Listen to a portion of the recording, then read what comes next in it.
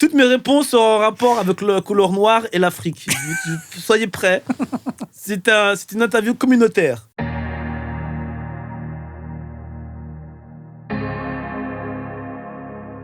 Salut Noum.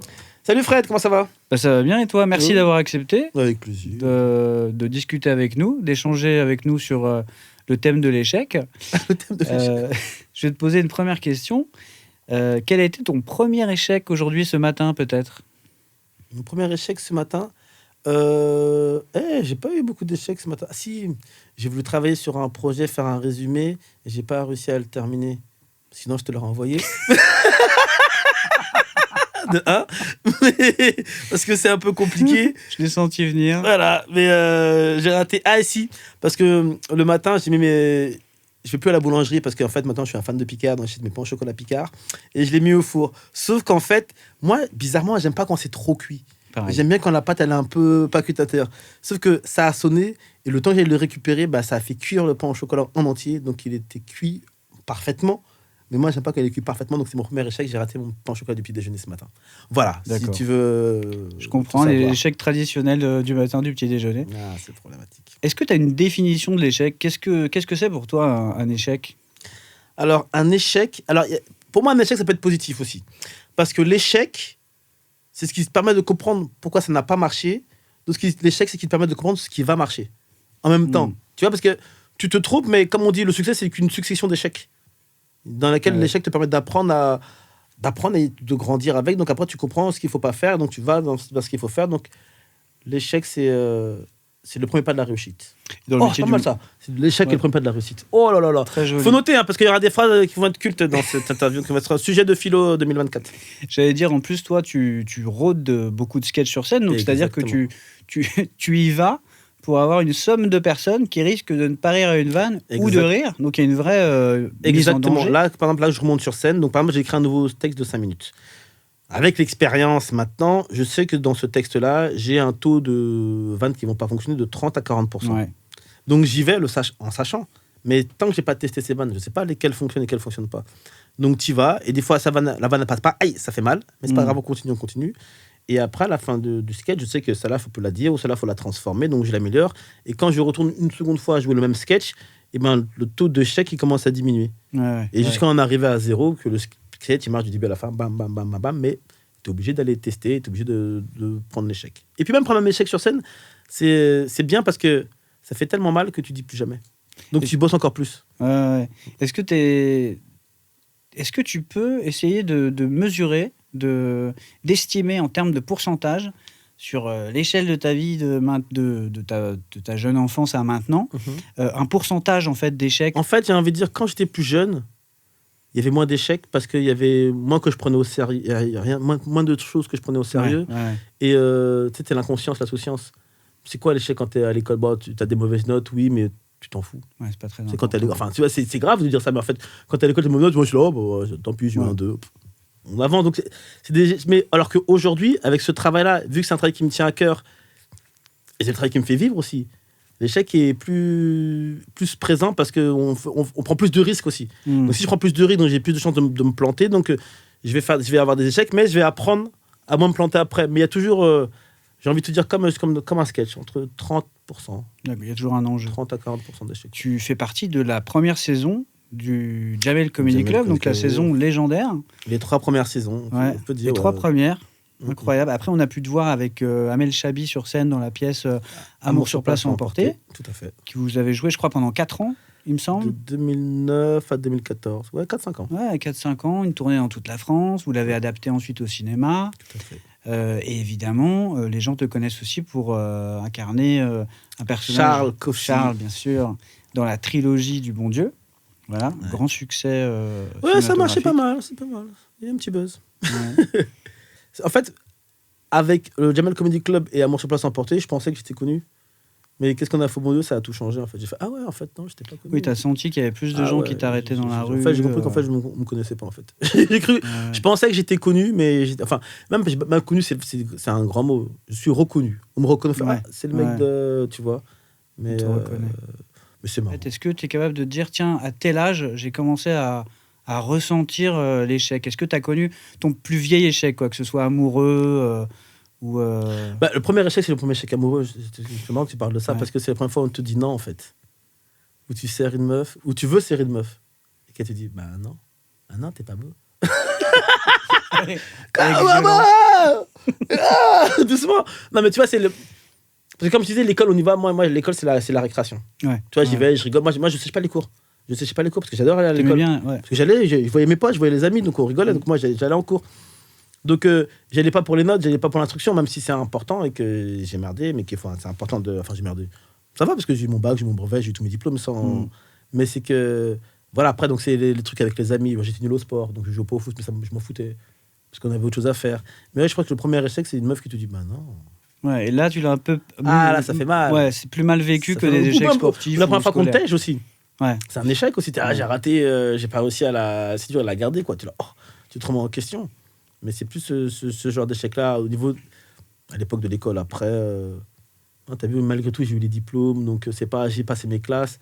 J'ai redoublé la seconde, mais est-ce que j'ai vu ça comme un échec ? C'était pas si important, quoi. C'était moins personnel. C'est relou, quoi. Ouais. Tu vois ? Je sais pas si je préfère redoubler ou me prendre un vent par une meuf. Ouais. Tu vois ? T'es entre les deux, t'es là. C'est pas grave, je redouble tant que j'ai la meuf, tu vois. Mais Est-ce que t'as un échec qui t'a appris quelque chose d'important ? Un échec fondamental. Le premier beat sur scène. Ouais. Oh, le premier beat sur scène. Il est traumatisant. Tu t'en souviens encore de quelle vanne c'était, C'était à Aulnay, c'était un mardi. Ouais. C'était mon sketch sur le hip-hop gay que j'ai fait au Jamel Comedy Club qui marche, mais c'est que ce jour-là, il n'a pas marché. Et c'est 5 minutes de tunnel. 5 minutes où tout le monde te regarde genre, qu'est-ce qu'il raconte ? Wow. Solitude. Tu rentres, tu dors pas le soir. Parce que tu as mal au cœur encore de ce bide. Et quand tu marches dans la rue le lendemain, tu as l'impression que les gens qui te regardent, c'est des gens qui étaient dans la salle et qui se moquent de toi. Et t'as vu, je dis que t'étais pas drôle hier. Enfin, c'est un truc, c'est traumatisant. Pendant 3-4 jours, tu es dans ta parano, t'as pas envie de sortir. Et ça fait très mal. Hein. Ouais. C'est une sensation que. Puisque c'est une humiliation. Ah non, j'ai eu une humiliation comme ça aussi. Mon père m'a fait ça. Qu'est-ce que ça t'a appris, cet échec sur scène Ça m'a appris à rebosser, en fait. Ouais. Ça m'a appris à se dire que. Parce que vu que le sketch avait marché le lundi, mardi, il marche pas, je me suis dit, attends, c'est moi le problème, en fait. Tu t'es remis en question, toi. Je me suis remis en question, j'ai remis en question mon jeu, et j'ai joué différemment après. Et donc, ça m'a appris à changer ma manière de jouer, ce qui fait qu'après, j'ai moins eu... J'ai eu un beat sur scène, parce qu'il faut de temps en temps un nouveau sketch que j'ai rodé, bref. Mais ça m'a appris à me bouger le cul, en fait. Plus, allez, travail, sois toujours sur scène, vif, garde ton rythme, tu vois. C'est ça que ça m'a appris. Après, il y a des échecs, tu sais, moi, je suis scénariste aussi, donc on écrit, on envoie des projets, ça prend du temps, ça se fait pas, et tout ça. Bon, mais ça...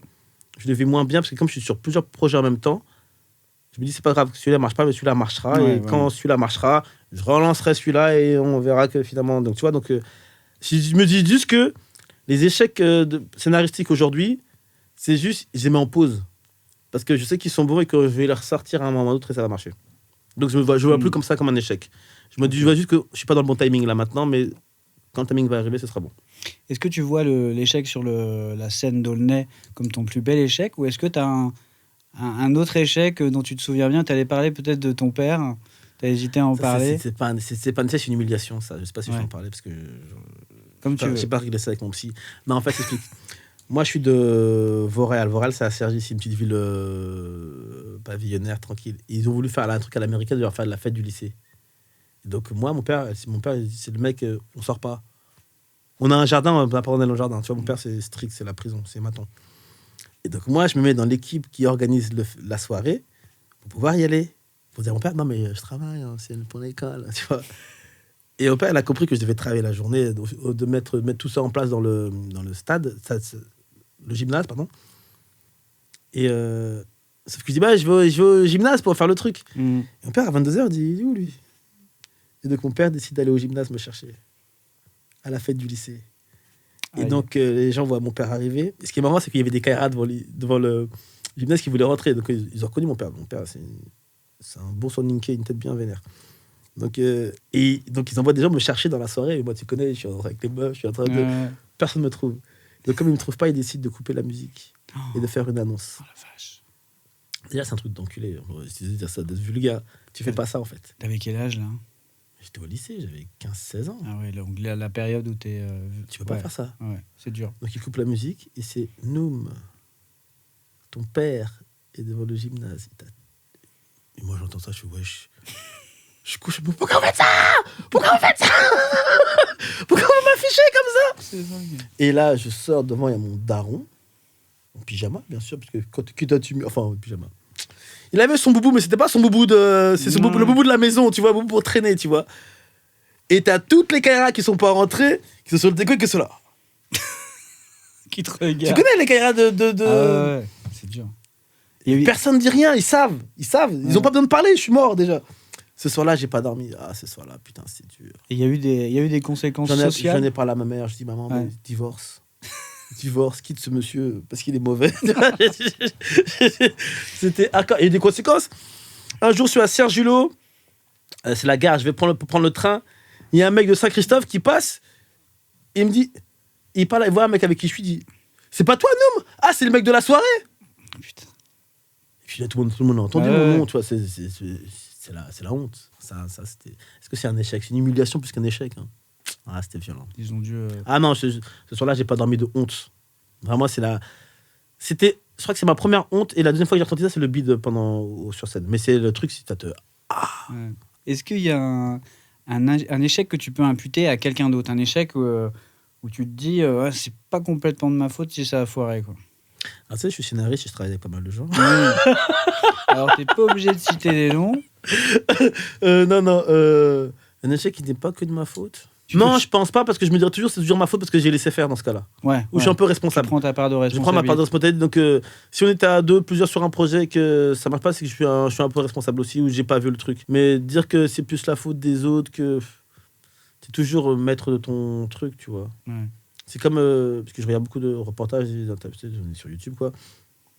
Et c'est des mecs, en fait, ils étaient dans des groupes. Le groupe n'a pas fonctionné aujourd'hui parce qu'elles sont en carrière solo, tu vois. Et quand tu les écoutes, ils se disent, ouais, bah, à l'époque, c'est vrai, j'étais le seul qui avait la dalle, ils n'avaient pas la dalle, ils se rendent compte que c'est eux qui ont fait des erreurs, en fait. Ouais. Et que c'est pas forcément les autres, parce que chacun a son parcours.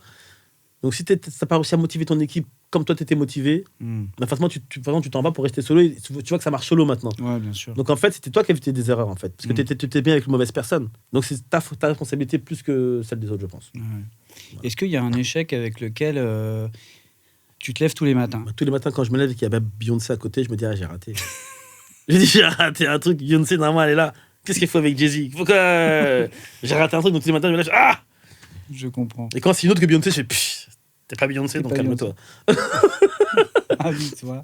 Non, mais en fait, tous les matins, je me lève en me disant, le projet sur lequel je travaille, faut qu'il se fasse. Ouais. Donc quand il s'est pas fait, je me dis, ouais, aujourd'hui, c'est aujourd'hui. Ouais. Et le lendemain, allez, cette fois-ci, c'est aujourd'hui. Parce que je suis très dans la pensée positive aussi. Je suis très dans le, allez, ça va pas marcher, ça va marcher, ça arrive.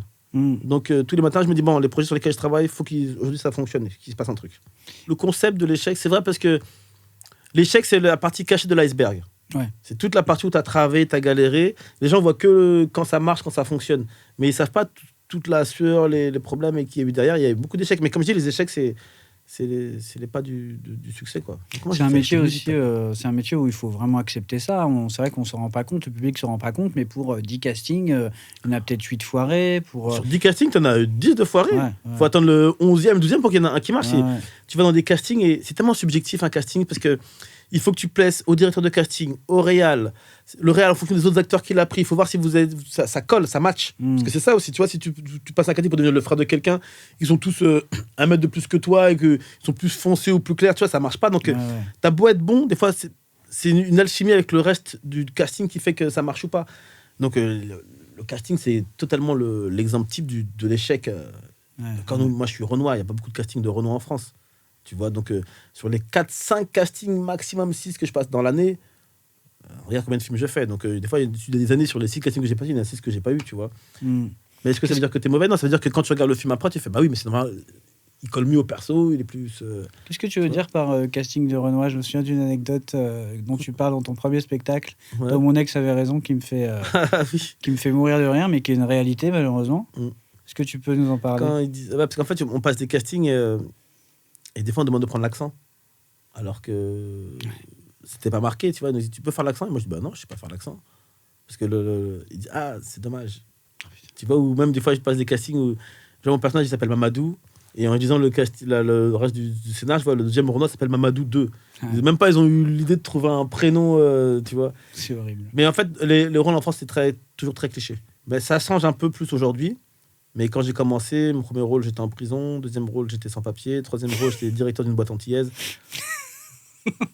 Voilà. Tu vois, mais c'est parce que, je sais pas, il n'y avait pas d'idée, d'originalité. Mais maintenant, il y a... En fait, vu qu'il y a plus de comédiens noirs, de stand-uppers noirs qui font du buzz. Donc, quand tu as du buzz, on te met dans des films. Donc, tu commences à faire des films. Donc, on commence à écrire d'autres choses.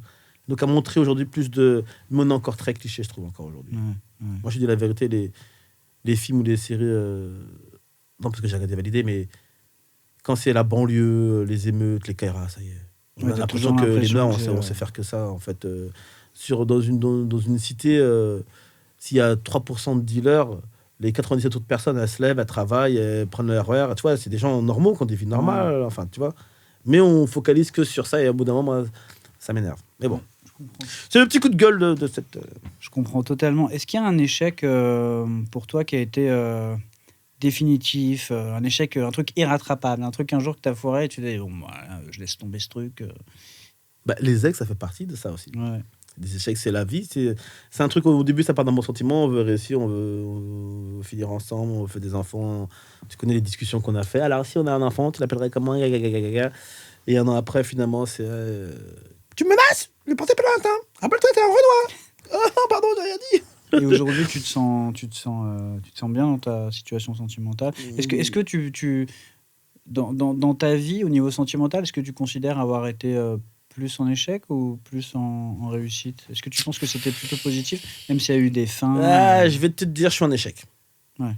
Je vais te dire, je suis en échec. Parce que si c'est dans le positif, je serais marié avec des gosses. Alors, je ne sais pas si c'est une réussite, être marié avec des gosses, parce que en fait, c'est la société dans laquelle on est qui fait que c'est le modèle à suivre, en fait, tu vois. Là, célibataire sans enfant. Je comprends. Est-ce que je suis malheureux? Je suis pas malheureux. Mais je me dis, peut-être qu'il y a mieux, en fait. Tu vois, je suis à 10, 12 sur 20, tu vois. Ça va.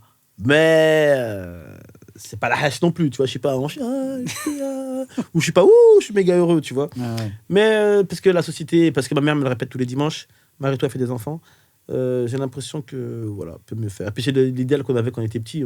À mon âge, je m'imaginais déjà avec des enfants. Normalement, je dois avoir 3 gosses, normalement. Ouais, tu penses ne pas tout à fait avoir réussi de ce côté-là. Tu penses que tu devrais aujourd'hui être papa. Ce qui est pas quelque chose d'absolu, mais oui, c'est ça. Mais au moment où peut-être que c'est pas le bonheur d'être en couple ou non plus, parce que tu vois aujourd'hui, par exemple, il y a plein de gens ils sont en couple, ils habitent même pas ensemble. C'est vrai. Il paraît que ça fonctionne bien, ce genre de choses. Moi, j'ai l'impression que c'est ce qu'il me faut. Mais parce que la société a évolué aussi, tu vois, aujourd'hui. Et professionnellement,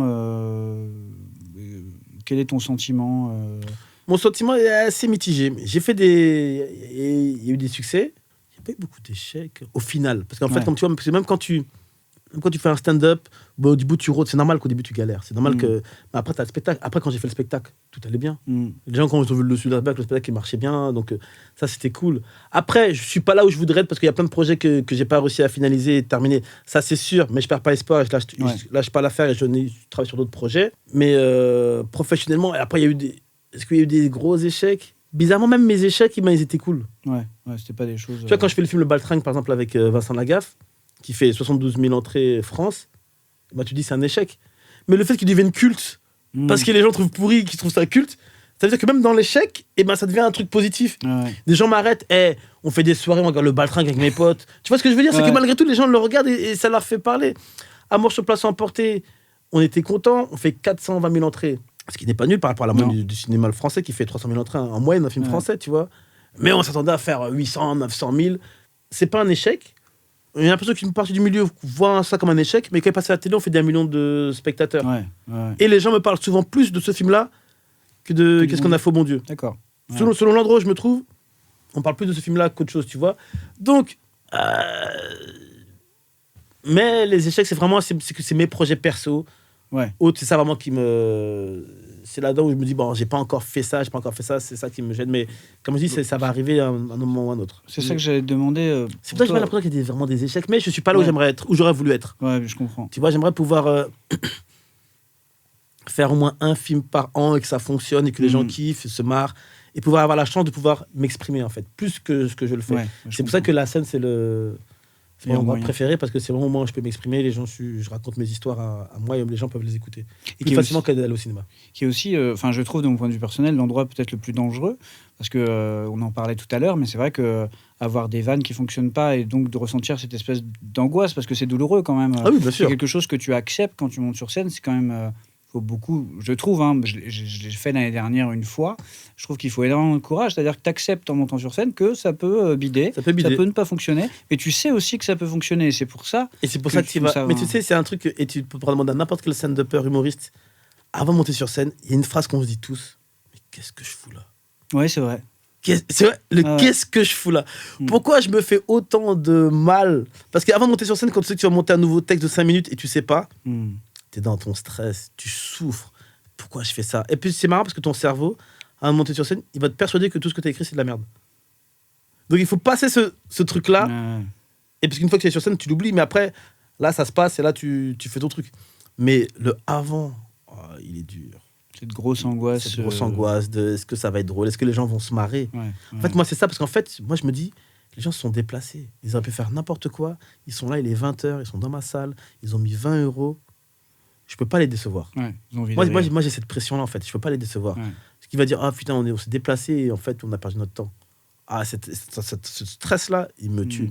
Et ça, ce serait pour toi, est-ce que ça se rapprocherait de la définition d'échouer pour un humoriste, quoi ? Qu'est-ce que c'est échouer pour un humoriste ? Pour moi, par exemple, si quelqu'un vient à mon spectacle et au bout d'une heure, il s'est fait chier, alors moi, j'ai échoué. C'est l'échec, ouais. Ma mission, tu vois. Ça doit pas trop je suis là pour arriver, ça.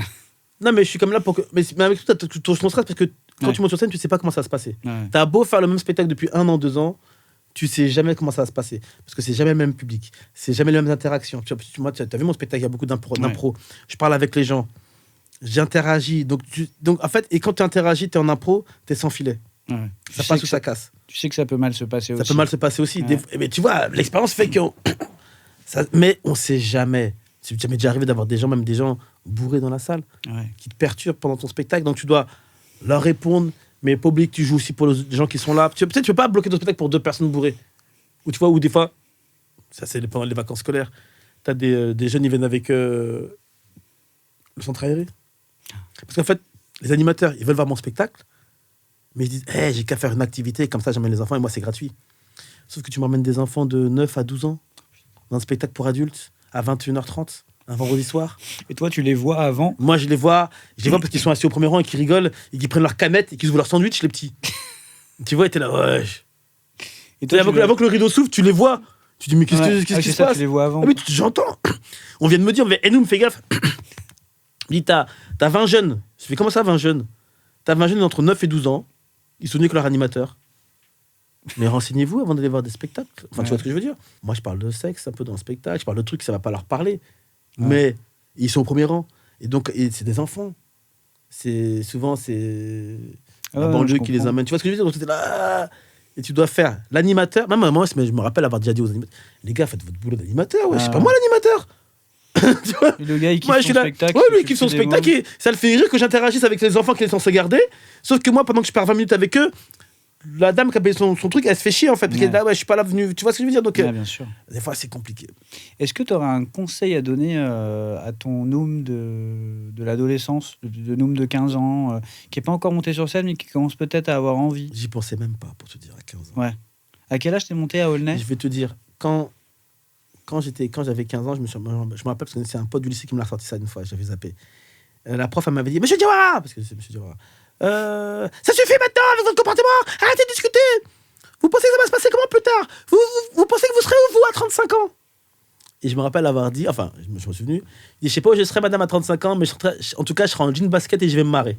Il m'a ressorti mon pote, il m'a dit, t'as vu, tu te rappelles quand t'avais sorti ça ? J'ai dit, ah ouais, putain, c'est vrai, j'avais dit ça. Il y a 35 ans, c'est ce que je faisais. Je faisais du stand-up, j'étais en jean basket sur scène et je faisais rire les gens. C'est fou. Tu vois, mais quand je disais j'allais me marrer, je pensais pas que j'allais faire ce métier-là, en fait. Ouais. Parce que c'est pas un métier, j'ai jamais rêvé de faire ce métier-là. Je suis là, je sais même pas pourquoi. C'est bizarre de dire ça. Je sais pas comment je me suis retrouvé là, en fait. C'est comme si c'était une certitude et donc c'était logique que ton destin... En fait, j'ai dit jean basket parce que mon père était en costard toute l'année. Il travaillait à BNP Paribas, informaticien. Donc je voulais être à l'opposé de lui. Ouais. Tu vois, lui, il est en jean basket, lui, il est en costard, moi, je vais être en jean basket. Et lui, il est strict et moi, je vais me marrer. Donc c'est plus par rapport à ça. Après, je me suis retrouvé là, mais si tu devais me donner un conseil, c'est lis. Ouais. Pourtant, je suis pas quelqu'un qui aime pas lire. Bah, je lis beaucoup de magazines, je lis pas peut-être assez de livres, mais... Ou écris, en fait. Écris. Écris dès maintenant. Tu sais, j'aurais gagné du temps. Parce qu'en fait, notre travail, c'est que de l'écriture. Ouais. Écrire. Et plus t'écris, plus t'écris mieux, en fait. Mais il faut écrire. Lis et écris, en fait. Ouais. C'est con, hein. Parce que je comprends que si à l'époque, on m'avait dit ça, j'aurais dit, il est relou, lui. Ouais. Tu vois, mais c'est en grandissant que tu te rends compte des choses. Quand t'es petit, tu te rends pas compte de l'importance. Mais maintenant, j'ai envie de dire, lis et écris. Lis surtout et écris surtout. Parce que comme ça, j'aurais ouvert encore plus mon esprit, j'aurais plus ouvert, donc plus d'influence et donc plus de créativité, en fait. Est-ce qu'il y a un trait de personnalité chez toi que tu considères comme étant un élément potentiel qui pourrait te faire échouer ou rater quelque chose? Je suis trop gentil. Ouais. Des fois, je dis oui ou des trucs, je me retrouve dans des situations où j'ai pas envie d'être. Parce que je voulais pas faire de la peine à l'autre. Et des fois, je me dis, tu vois ce que je veux dire, des fois, c'est relou. Ouais. Des fois, enfin, c'est bizarre de dire je suis trop gentil, parce qu'en même temps, tu te lances des fleurs, et en même temps... Non, mais pas que je suis trop gentil, mais je suis trop... En fait, c'est aussi, je pense, un trait de caractère de notre taf. Notre taf, c'est faire plaisir aux gens. Parce qu'en fait, c'est ça, moi, je fais... J'ai pas cet ego de, ouais, je vais me voir dans une affiche, je vais me voir dans un film, non. C'est comme quand tu fais rire tes potes dans la classe, tu le fais gratuit. Tu fais pour qu'ils se marrent. Tu vois, tu fais ta vanne, tu vois du coin de l'œil que le mec qui se marre, t'es content, tu fais, je l'ai fait rigoler, tu vois. Et c'est ce que j'ai transposé sur la scène. C'est que je veux qu'ils se marrent les gens dans la scène. C'est ce que j'ai transformé dans les films aussi. Je veux qu'ils se marrent en regardant le film, tu vois. Et donc, comme tu veux qu'ils se marrent, qu'ils se fassent plaisir, que leur faire plaisir et tout ça, mais des fois, tu te trouves dans une situation où ça te pousse à ça. Et après, tu dis, ouais, mais en fait, j'aurais pas dû, en fait. Ouais, ça dépasse un peu le cadre. Ça dépasse un peu le cadre, en fait, tu vois. Tu dois être c'est juste ça. Bout. Des fois, je dois dire, mais après, c'est ma nature, c'est... Ouais, moi, j'ai toujours eu le sentiment, pour se connaître un petit peu, que t'es d'humeur égale. C'est-à-dire, voilà, comme tout le monde, on a des moments où ça va pas forcément, mais il n'y a pas de rupture. Non, puis moi, mes potes du CM2 me disent que je suis le même. Ouais. Pourtant, CM2, c'était il y a 40 ans. Non, 30 ans. Peut-être que j'aurais dû changer. Peut-être que ça fait partie de l'évolution, peut-être que je reste un gogol, tu vois. Mais peut-être que j'aurais dû changer à un moment. Tu vois, peut-être que c'est là mon problème. Vous appelez ça un studio? Le mec, il se vénère tout seul. Ouais. C'est cousin. Qu'est-ce qui pourrait être mieux dans ta vie aujourd'hui? Tu as un petit peu répondu tout à l'heure, mais je pense qu'on peut peut-être aller un peu plus... Qu'est-ce qui pourrait être mieux? Non, mais je pense que, comme je dis, c'est mes projets, s'ils avancent, c'est que... Parce que je suis sûr de mes projets. Je sais qu'ils sont drôles. Je sais que ça marche. Je sais que mes projets sont... Après, je me dis, tout le monde doit penser ça, mais c'est normal. On doit toujours penser que nos projets soient... Je dis pas qu'ils sont meilleurs que ceux des autres. Je dis mes projets sont bons. Je sais qu'ils ont leur place dans le marché actuel de ce qui se passe. Garder cette conviction, effectivement. Ça, je sais que c'est bon et ça va arriver, mais on va travailler pour. Et puis voilà, comme je dis, des fois, c'est une question de timing. Tu sais que, genre, Caméra Café, ils ont galéré 6 ans avant de vendre Caméra Café. Ouais, c'est tu fou. vois, donc des fois, il y a des trucs, même Philippe Lachaud, là, avant de vendre Babysitting, il a galéré. Évidemment, quand c'est arrivé, après, les étoiles étaient alignées et il a foncé. Donc, ça va arriver, ça va prendre du temps. Mais c'est ça. Est-ce que, là, tu as cité Babysitting et Caméra Café, est-ce qu'il y a des échecs, même internationaux, des échecs, un film, un artiste, qui t'inspirent justement pour garder cette patate? Tout à l'heure, tu parlais effectivement de la pensée positive. C'est vrai qu'on voit parfois des artistes qui nous parlent d'expérience. Est-ce que toi, il y a des échecs comme ça, des gens qui ont galéré, puis finalement, ils ont réussi parce que juste, ils ont tenu le coup? Regarde, Robert Downey Jr. Ouais, c'est vrai, avant Iron Man. Avant Iron Man, il était dans la drogue, il était en cure. Et après, il fait Iron Man, Avenger, et ça repart. Il y a plein de gens. R. Kelly. Non, R. Kelly, c'est l'inverse. Non, mais tu vois, il y a des gens, voilà, ils ont eu cette traversée du désert. Il y a un moment, ils sont revenus et regarde, foot, Karim Benzema. Lyon, Barça, tout d'un coup, l'équipe de France, on veut pas de lui. Finalement, on le rappelle. Finalement, il a le ballon d'or. Finalement, il repart. Finalement, il va en Arabie Saoudite. En fait, tu vois, lui, c'est... Faut pas lâcher, en fait. En fait, quand tu crois en quelque chose, il faut aller à fond. Faut tout faire pour que ça fonctionne. Et pas écouter ceux qui essaient de... Non, parce que ils ont pas ta persévérance. Quelqu'un m'a sorti ils ont pas ta foi. Voilà, c'est ça.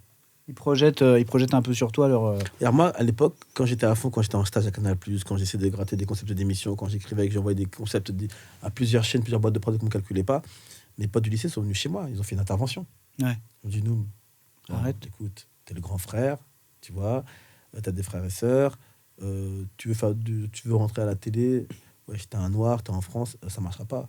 Arrête ça, trouve un travail, et, tu vois. Et je me rappelle, leur m'a dit, non, les gars, je sais pas, je sens là, je suis à ça. Je me rappelle, je leur dis, les gars, je suis à ça, il va se passer un truc, je sais pas quoi, mais je pense que là, ça fait suffisamment longtemps que je suis dedans, que je vous propose des trucs, ça. Il va se passer un truc. Mais parce qu'ils étaient inquiets aussi pour moi. Ouais, et puis ils projetaient leur propre ressenti. Et puis, faut pas se mentir, à l'époque, ils allaient me dire ça début 2000, il n'y a pas de Renoir à la télé. Si t'as Pépita, et encore, je sais même plus si elle est encore là, t'as Mousse Diouf, t'as Omar Sy. Et t'as les footballeurs, mais ça compte pas. Tu vois, il y a 3 Renois qui passent à la télé à l'époque. T'avais des raisons de laisser tomber, quoi. T'avais des raisons. Et puis, tu vois, on sort de Sergio, on n'a aucun contact, on n'a aucun piston, on connaît personne, en fait. On vient, on gratte.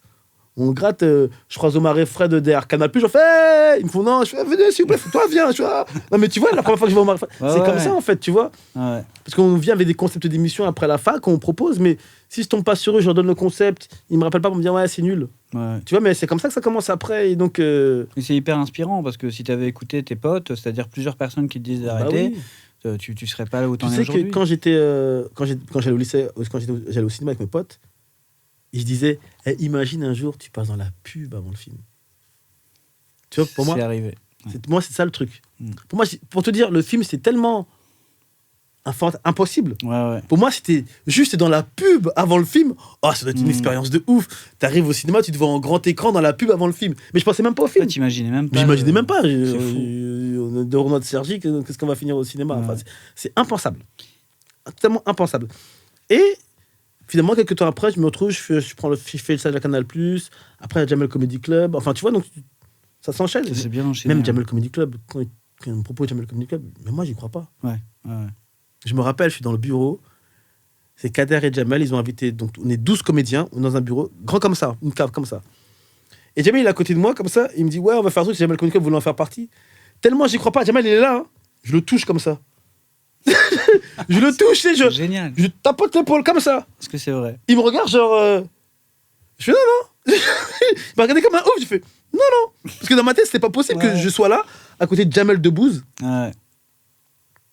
Et qui me propose de faire une émission dans Jamel Comedy Club. Je suis là. C'était trop, quoi. C'était, ouais, c'est pour ça que j'ai fait. Possible. Je me rappellerai toute ma vie avoir fait ça sur son épaule. Genre. Limite, t'avais l'impression que c'était peut-être un track. Ouais, je me suis dit, on est vraiment là où on est là. Tu vois ce que je veux dire? C'est fou. En plus, c'était Jamel à son. Après son. Bien sûr, surtout à l'époque, c'était encore pire que. Ouais, c'est incroyable. C'était incroyable. Est-ce que tu as un top 3 de tes échecs Une fois, j'ai fait un vidéo de Jamel Comedy Club, un truc de ouf. Il y avait Fogiel et Nicolas Plisson, c'était son producteur. Et en fait, moi, j'avais tout un sketch où je défonçais les émissions d'M6, sans savoir que dans la salle, il y avait au moins 40% de gens qui travaillaient chez M6. Wow. Première partie de Fabrice Eboué. Et je vois, ça marche pas, en fait. Rien ne marche. Or, c'est un texte que je joue d'habitude. Je vais dans des émissions télé et ça fonctionne. Et là, rien ne marche. J'ai commencé à avoir chaud, je transpire. Après, Fabrice, il me dirait, Fogel, il m'a dit, pourquoi tu travailles avec nous, mais il est pas marrant. J'ai dit des trucs comme ça qui te font mal au cœur. T'es là. C'est parce que c'était pas le bon moment. Tu vois, mais d'habitude, ça marchait, en fait, tu vois. Je pense que quelqu'un aurait dû te dire avant, fais gaffe, il y a 15% de la salle. Ouais, déjà, ça aurait été, je pense, normal. Mais c'est ça. Et c'est pour ça que je dis. Même moi, j'étais là. C'est bizarre, pourquoi ça marche pas? D'habitude, ça marche. Mais comme ça marche pas, tu continues. Donc, t'es là, t'as chaud, tu transpires et ça marche pas. Et tu dis, bon, bah. Mais t'as tenu. J'ai tenu. 5 minutes. Enfin, j'ai rencontré M6, tu vois. Non, c'était pour le sketch. À l'époque, il y avait entre Capital, Zone Interdite. En fait, c'est eux qui avaient le plus d'émissions vannables. Ouais. Bah, ils l'ont pris pour eux, je pense. Voilà, sauf qu'eux, ils sont corporate, ils ont fait. Alors que, tu vois, ces émissions-là, elles avaient été sur notre chaîne, j'aurais fait, l'émission de France 3, tu vois. Bien sûr. C'était là, quoi. Ils avaient quand même, entre C'est du propre, les gens qui nous font le ménage chez toi. Enfin, tu vois, toutes ces émissions, des trucs. Il y avait de quoi faire. Il y avait de quoi faire. Il y a le fameux scène dans Qu'est-ce qu'on a fait au bon Dieu où je rencontre Clavier. Et que c'est la première fois que je vois Clavier, en fait, de ma vie. C'est Clavier, on a grandi avec. Clavier, toute ma vie, je l'ai vu à la télé. Pour moi, c'est un mec de la télé, il n'est pas humain. Enfin, tu vois, c'est le mec de Père Noël, les bronzés, tout ça, quoi. Et donc, quand on fait Qu'est-ce qu'on a fait au bon Dieu, il ne voulait pas nous rencontrer avant. Parce qu'en fait, la prod voulait organiser un dîner, et Clavier, il a fait non, je ne veux pas les rencontrer avant. Je veux que la première fois qu'ils me rencontrent, ils imaginent rencontrer leur beau-père pour de vrai. Et donc, quand je le vois pour de vrai la première fois, j'ai comme cette sensation de mort imminente où tu vois ta vie défiler devant toi. Moi, je le vois, et j'ai tous ces films qui défilent dans ma tête. C'est les trucs que tu vois à la télé, tu te dis c'est pas possible, mais en fait ça arrive pour de vrai. Et ça m'est arrivé, c'est parce que je l'ai vu. J'ai vu tous ces films. Moi je dis bonjour, après on fait la scène et je dois dire c'est extraordinaire ce qui arrive à votre famille. C'est la scène où j'arrive avec Élodie Fonton dans le restaurant et je rencontre. Donc Donc, quand je la rencontre dans le film pour la première fois, c'est quand je la rencontre pour la première fois en vrai aussi. Ah ouais, c'est génial. Et j'arrive, je suis en face de lui. Et la phrase, c'est...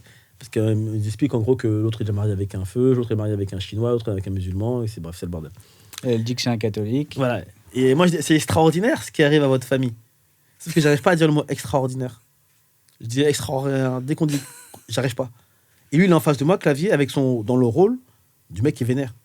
Donc moi, je me dis, il est vénère parce que je me trompe ou il est vénère parce que c'est le personnage. Mais vu que je me trompe 3 fois, 4 fois, 5 fois, 6 fois, je me dis, non, il est vénère parce que je me trompe. Et je commence à avoir chaud, je transpire. Et j'arrive pas à dire le mot extraordinaire.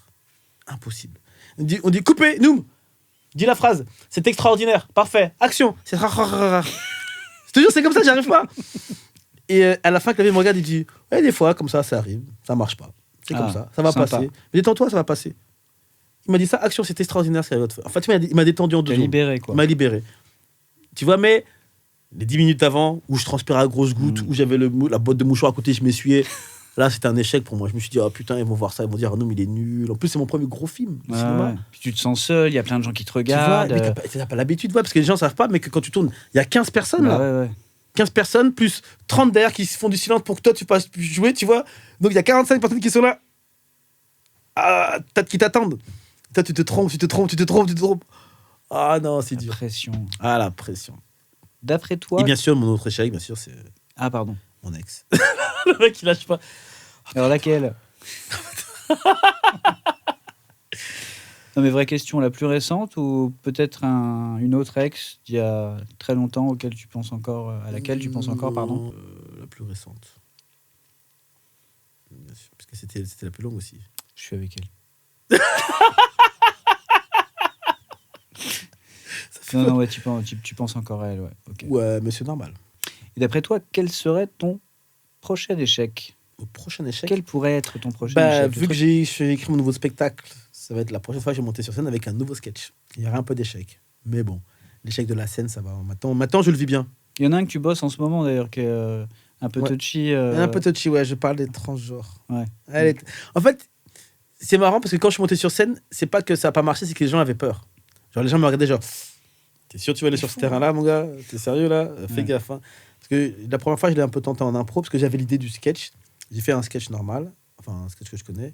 Et après, j'ai tenté. Parce que moi, j'aime bien faire ça. Souvent, quand je commence un nouveau sketch, je pars d'abord en impro pour sentir le public. Enfin, sentir si c'est le genre de sujet qui peut les intéresser, si ça vaut la peine que je développe. Parce que des fois, tu peux partir sur un truc, ça n'intéresse que toi, en fait, tu vois. Et donc, je suis parti un peu là-dessus. Donc, je suis un peu parti... Et maladroitement, sans trop savoir, mais j'étais dans le flow en fait. Ça s'était bien passé, donc j'étais chaud, donc je suis allé. Et à la fin, les gens sont venus me voir à la fin. Ouais, tu fais bien d'en parler, par contre, fais attention aux mots que tu emploies, parce que ça peut être très touchy. C'était beau, faut être précis dans le terme, tu vois. D'autres gens qui m'ont dit, ouais, vas-y, parle-en, personne n'en parle, tu vois. Donc, c'est un sujet qui intéresse, mais il faut faire attention. Je suis allé voir le dictionnaire LGBTQIA. Maintenant, c'est QA+.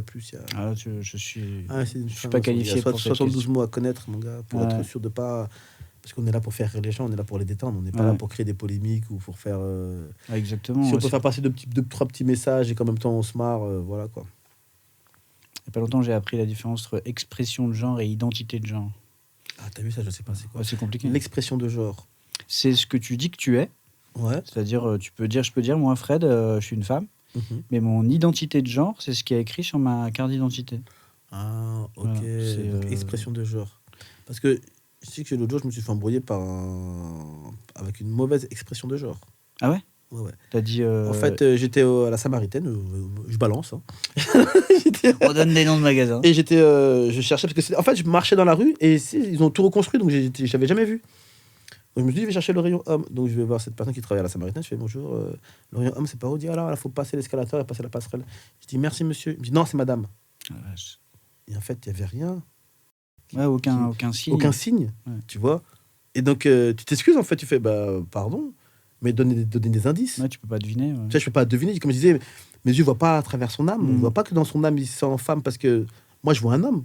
Ou donne-moi des petits indices. Teins-toi la barbe en rose. Que, tu sais, que je me dis, peut-être que, tu vois, mais. Teins-toi la barbe en rose. Tu vois, mais je sais pas. Ouais. Et donc, tu sais, c'est.